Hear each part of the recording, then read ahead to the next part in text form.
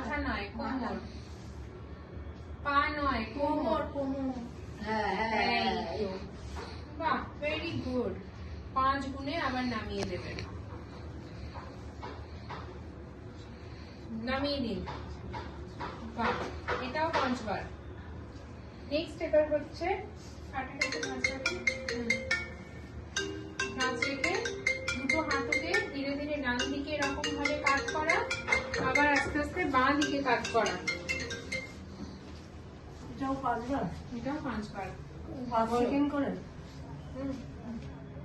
5 second করে। ওখানে না? হ্যাঁ হ্যাঁ, ঠিক আছে, যাবো। হ্যাঁ, একদম ডট করলে ওটা ঢুক করবে। ঠিক আছে।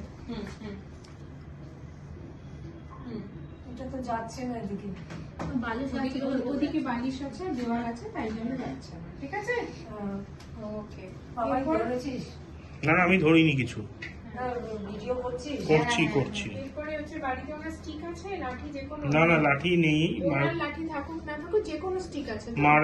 আমার ওয়াইফের অস্টিওআর্থারাইটিস আছে, ওই স্টিক আছে। যেকোনো একটা লাঠি দিয়ে দেবেন। 2 হাত দিয়ে লাঠিটাকে এরকম ধরবে। হ্যাঁ। সাপোজ এইটাকে লাঠি ভাবুন, হ্যাঁ, এই যে ধরুন। লাঠিটাকে ধরে লাঠিটার সমেত হাতটা পিছনের দিকে তুলবে, ওঠা নামানো করবে। হ্যাঁ, ভেরি গুড। ঠিক আছে, ওকে। ব্যাস, এবার উঠে বসুন, একদিকে কাত হয়ে। বাহ, পা ঝুলিয়ে বসুন। সব পারবে, না করে করে এরকম কনফিডেন্স লুজ করেছো। সব করে।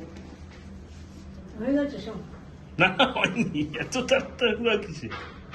ব্যায়াম করতে ভালো লাগে না বলুন? ঠিক আছে, বসে এবার হাঁটু থেকে পা সোজা করুন। আবার অন্য পা।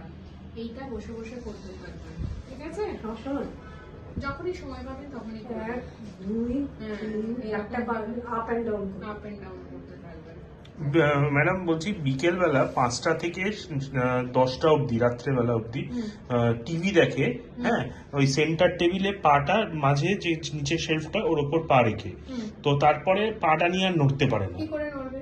সেটাই তো বলছি, তো সেটার রেমেডি কি করবে, মানে কিভাবে কি করা উচিত? 5টা থেকে 10টা তো এক জায়গায় 1 নম্বর বসিয়ে রাখা যাবেই না।